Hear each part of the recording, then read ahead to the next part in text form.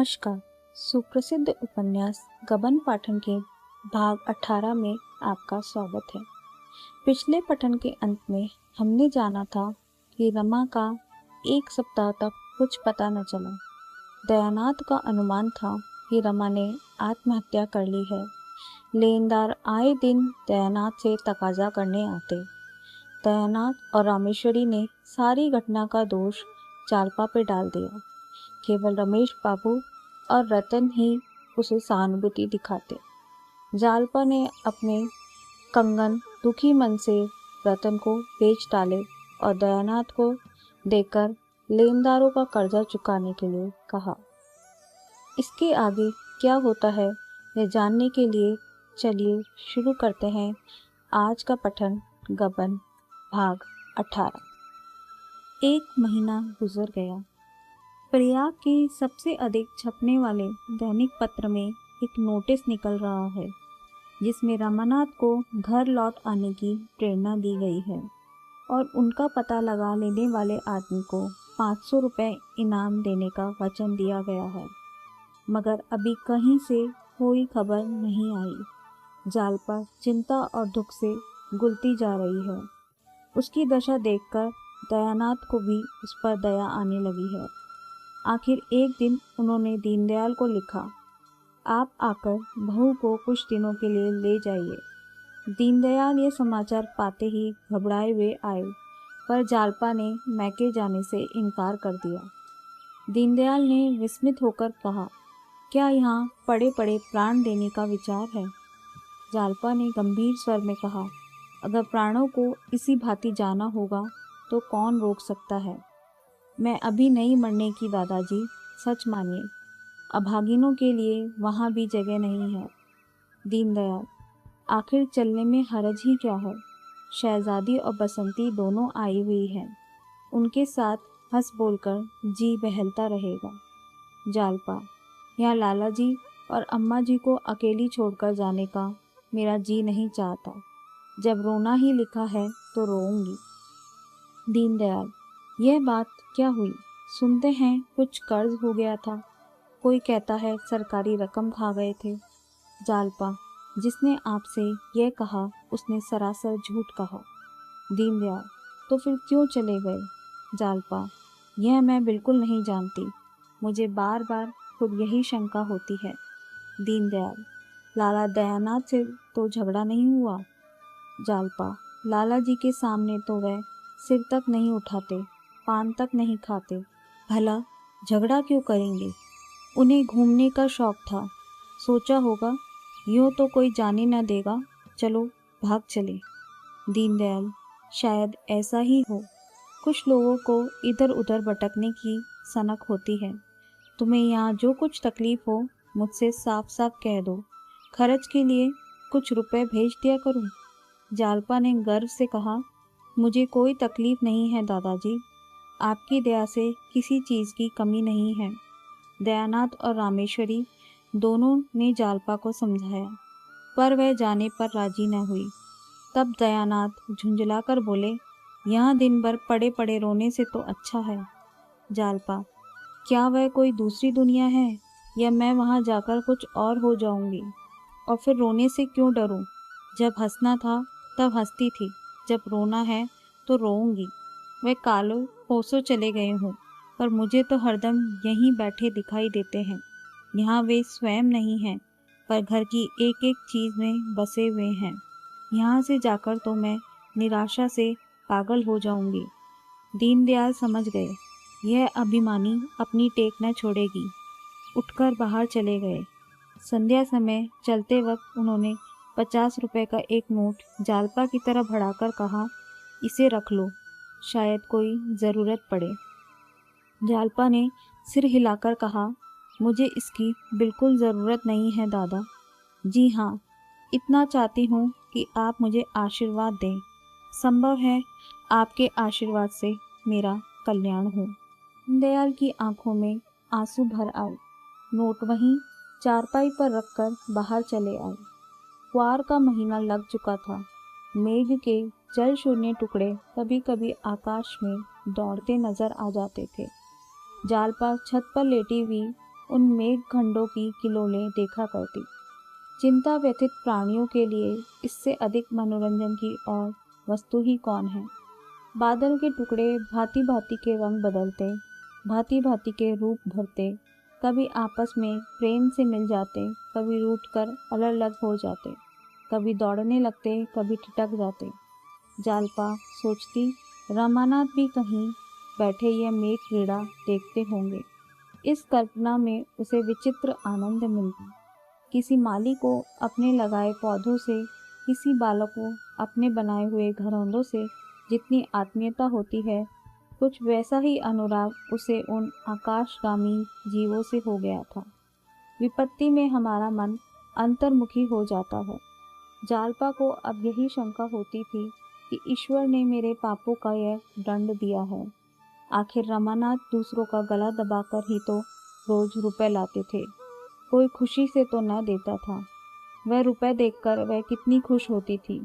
इन्हीं रुपए से तो नित्य शोक श्रृंगार की चीजें आती थीं। उन वस्तुओं को देखकर अब उसका जी जलता था। यही सारे दुखों की मूल है। इन्हीं के लिए तो उसके पति को विदेश जाना पड़ा। वे चीजें उसकी आंखों में कांटों की तरह गड़ती थी, उसके हृदय में शूल की तरह चुभती थी। आखिर एक दिन उसने इन सब चीज़ों को जमा किया। मखमली स्लीपर, रेशमी मोजे, तरह तरह की बेलें, पीपे, टिन, कंगियाँ, आईने, कोई कहाँ तक गिनाए। अच्छा खासा एक ढेर हो गया। वह इस ढेर को गंगा में डुबा देगी और अब से एक नए जीवन का सूत्रपात करेगी। इन्हीं वस्तुओं के पीछे आज उसकी यह गति हो रही है। आज वह इस माया जाल को नष्ट कर डालेगी। उनमें कितनी ही चीजें तो ऐसी सुंदर थी कि उन्हें फेंकते मोह आता था, मगर ग्लानि की उस प्रचंड ज्वाला को पानी के ये छींटे क्या बुझाते। आधी रात तक वह इन चीजों को उठा उठा कर अलग रखती रही, मानो किसी यात्रा की तैयारी कर रही हो।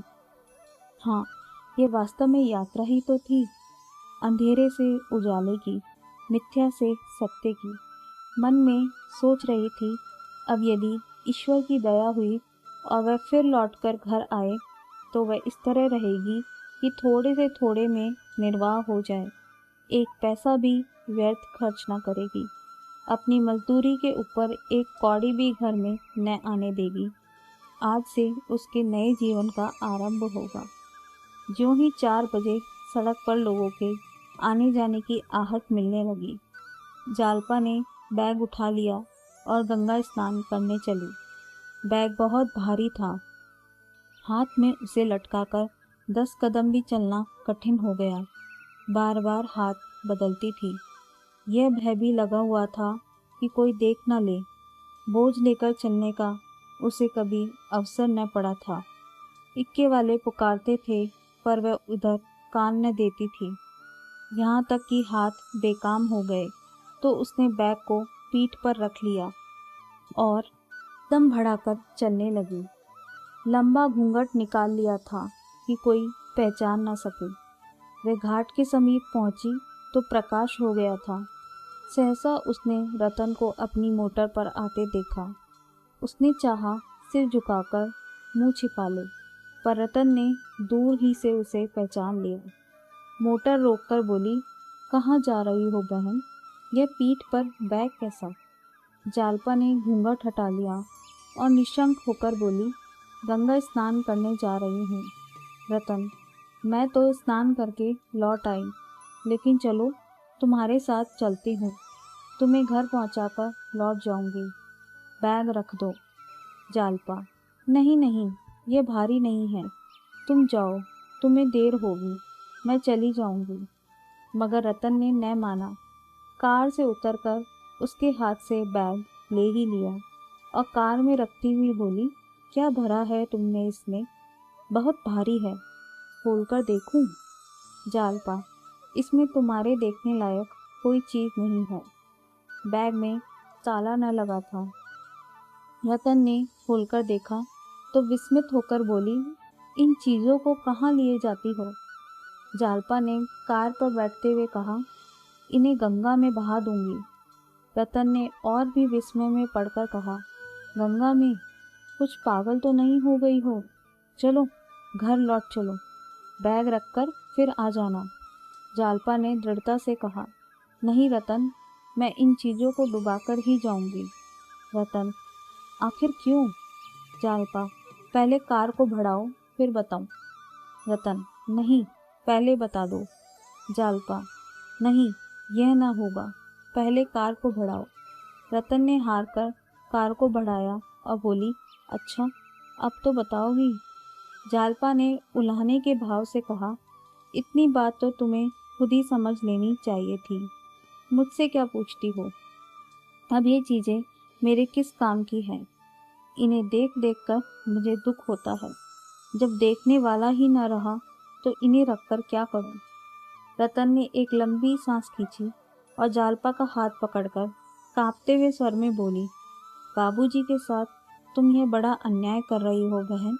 वे कितनी उमंग से इन्हें लाए होंगे, तुम्हारे अंगों पर इनकी शोभा देखकर कितना प्रसन्न हुए होंगे। एक एक चीज़ उनके प्रेम की एक एक स्मृति है। उन्हें गंगा में बहाकर तुम उस प्रेम का घोर अनादर कर रही हो। जालपा विचार में डूब गई। मन में संकल्प विकल्प होने लगा, किंतु एक ही क्षण में वह फिर संभल गई। बोली, यह बात नहीं है बहन। जब तक ये चीज़ें मेरी आंखों से दूर न हो जाएंगी, मेरा चित्त शांत न होगा। इसी विलासिता ने मेरी यह दुर्गति की है। यह मेरी विपत्ति की गठरी है, प्रेम की स्मृति नहीं। प्रेम तो मेरे हृदय पर अंकित है। रतन, तुम्हारा हृदय बड़ा कठोर है जालपा। मैं तो शायद ऐसा न कर सकती। जालपा, लेकिन मैं तो इन्हें अपनी विपत्ति का मूल समझती हूँ। एक क्षण चुप रहने के बाद वह फिर बोली, उन्होंने मेरे साथ बड़ा अन्याय किया है बहन। जो पुरुष अपनी स्त्री से कोई पर्दा रखता है, मैं समझती हूँ वह उससे प्रेम नहीं करता। मैं उनकी जगह पर होती तो यूँ तिलांजलि देकर न भागती, अपने मन की सारी व्यथा कह सुनाती और जो कुछ करती उनकी सलाह से करती। स्त्री और पुरुष में दुराव कैसा? रतन ने गंभीर मुस्कान के साथ कहा, ऐसे पुरुष तो बहुत कम होंगे जो स्त्री से अपना दिल खोलते हों। जब तुम स्वयं दिल में चोर रखती हो तो उनसे क्यों आशा रखती हो कि वे तुमसे कोई पर्दा ना रखें? तो ईमान से कह सकती हो कि तुमने उनसे पर्दा नहीं रखा। जालपा ने सकुचाते हुए कहा, मैंने तो अपने मन में चोर नहीं रखा। रतन ने जोर देकर कहा, झूठ बोलती हो, बिल्कुल झूठ। अगर तुमने विश्वास किया होता तो वे भी खुलते। जालपा इस आक्षेप को अपने सिर से न टाल सकी। उसे आज ज्ञात हुआ कि कपट का आरंभ पहले उसी की ओर से हुआ। गंगा का तट आ पहुंचा, कार रुक गई। जालपा उतरी और बैग को उठाने लगी, किंतु रतन ने उसका हाथ हटाकर कहा, नहीं, मैं इसे न ले जाने दूंगी। समझ लो कि डूब गए। जालपा, ऐसा कैसे समझ लूं? रतन, मुझ पर दया करो बहन, बहन के नाते ही सही। जालपा, बहन के नाते तुम्हारे पैर धो सकती हूँ, मगर इन कांटों को हृदय में नहीं रख सकती। रतन ने भुएं सिकोड़कर कहा, किसी तरह न मानोगी? जालपा ने स्थिर भाव से कहा, हाँ, किसी तरह नहीं। रतन ने विरक्त होकर मुंह फेर लिया। जालपा ने बैग उठा लिया और तेजी से घाट उतरकर जलतट तक पहुंच गई। फिर बैग को उठाकर पानी में फेंक दिया। अपनी निर्बलता पर यह विजय पाकर उसका मुख प्रदीप्त हो गया। आज उसे जितना गर्व और आनंद हुआ, उतना इन चीज़ों को पाकर भी न हुआ था। उन असंख्य प्राणियों में जो इस समय स्नान ध्यान कर रहे थे, कदाचित किसी को अपने अंतःकरण में प्रकाश का ऐसा अनुभव न हुआ होगा। मानो प्रभात की सुनहरी ज्योति उसके रोम रोम में व्याप्त हो रही है। जब वह स्नान करके ऊपर आई तो रतन ने पूछा, डुबा दिया? जालपा, हाँ। रतन, बड़ी निष्ठुर हो। जालपा, यही निष्ठुरता मन पर विजय पाती है। अगर कुछ दिन पहले निष्ठुर हो जाती तो आज ये दिन क्यों आता?